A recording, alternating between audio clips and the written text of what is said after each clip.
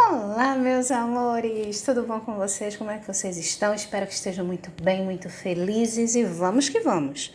Hoje a gente vai falar sobre a fórmula geral da função do primeiro grau da função afim. A gente está na quarta aula e na primeira aula eu falei para vocês que a função é dada por essa fórmula aí, ax mais b, tendo duas peculiaridades importantes.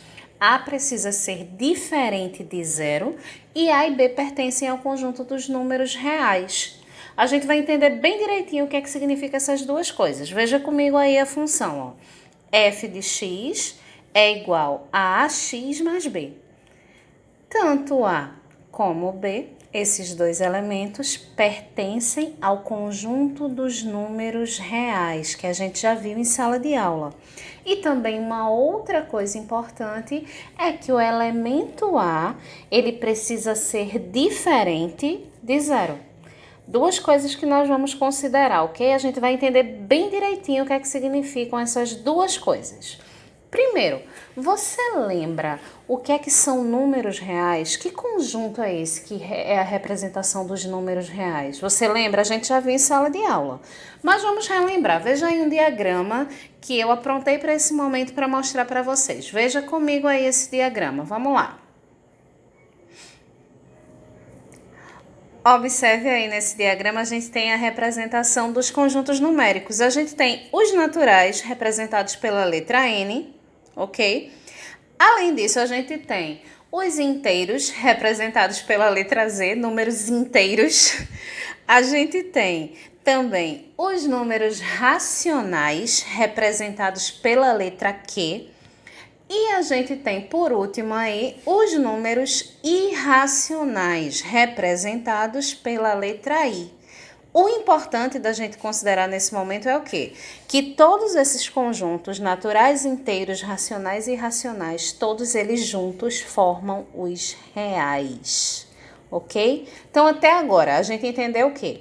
Que todo número real é um número que é natural, é um número que é inteiro, é um número que é racional, é um número que é irracional. Qualquer conjunto numérico está dentro do conjunto dos números reais. Vamos tentar entender isso vendo conjunto por conjunto? Primeiro aí, vocês estão lendo números naturais. O que são números naturais? Número natural é número positivo. Por exemplo, 10. 10 é um número positivo, então 10 é natural. Qualquer número positivo é um número natural. Depois dos números naturais, a gente tem o quê? Os números inteiros, ok? O que é que são números inteiros? São aqueles números que tanto podem ser negativos, como também aqueles números que podem ser positivos. Por exemplo, menos 2, menos 4, menos 10, menos 50 são números negativos. São números inteiros. 15, 20, 12, 14 são números positivos. Também são números inteiros. Então, números inteiros tanto podem ser números positivos como números negativos. Números racionais. O que é um número racional? É aquele número que tem vírgula.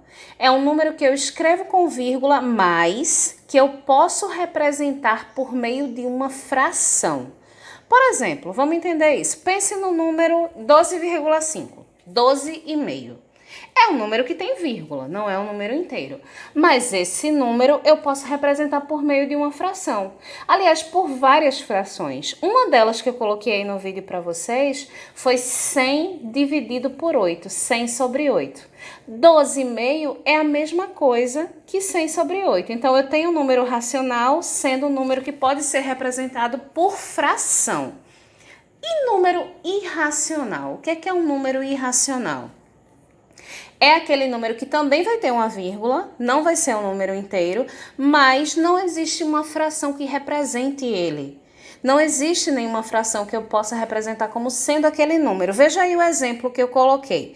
Eu tenho aí, ó, 1229,234587. Esse é um número irracional. Ele tem vírgula, mas eu não encontro uma fração que seja equivalente a ele. Não encontro uma fração que eu possa representá-lo, ok?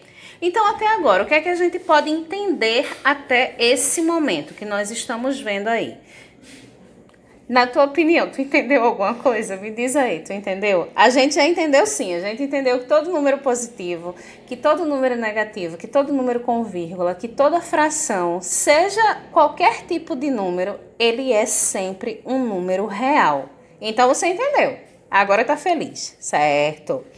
Mas, pense comigo. Eu já sei que o número real é todo número que eu pensar. Isso serve para quê? Tá, eu vou usar essa informação aonde? Beleza. Aí nesse momento você começa a pensar, para que Luciana quer saber para que serve isso? Eu não já sei que serve? Então, eu preciso saber para que serve. Por quê? Porque matemática é exata e tudo na matemática tem um motivo de ser. Nada é por acaso. Então, se essa informação existe, ela serve para alguma coisa. Lembra comigo da fórmula geral lá?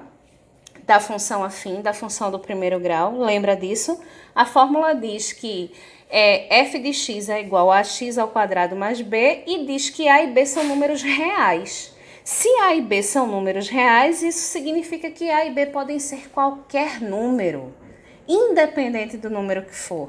A e B pode ser positivo, A e B pode ser negativo, A e B pode ser uma fração, A e B pode ser um número com vírgula, qualquer número que eu quiser colocar no lugar de A e de B, eu vou poder colocar porque A e B são reais. Ok? Só que tem uma restrição. Lembra qual é a restrição? Isso é importante.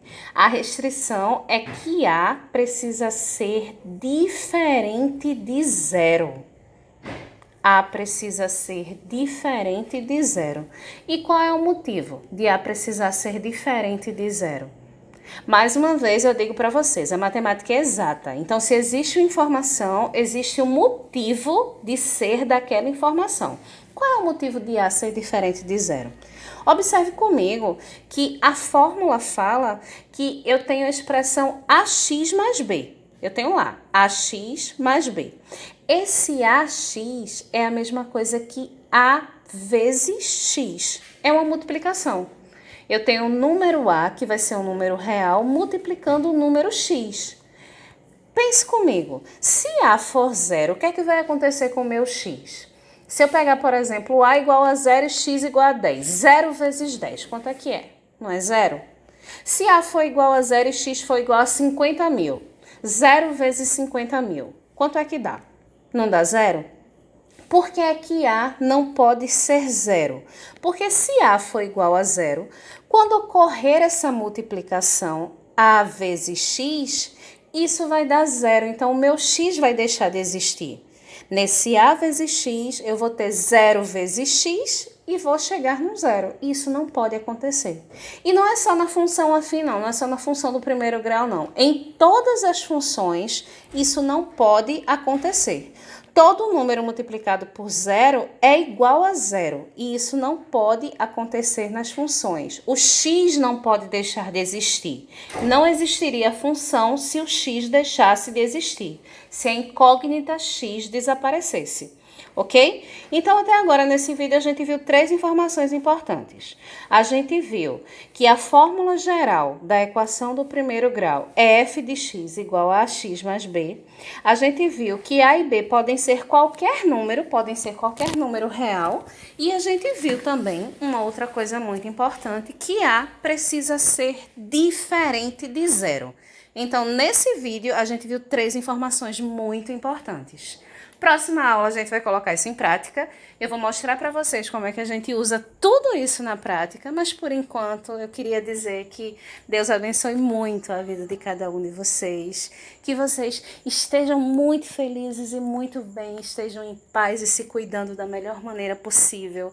Até a próxima aula, se Deus assim nos permitir. Fiquem em casa, se cuidem, cuidem da família e Deus proteja muito vocês. Um cheiro bem grande.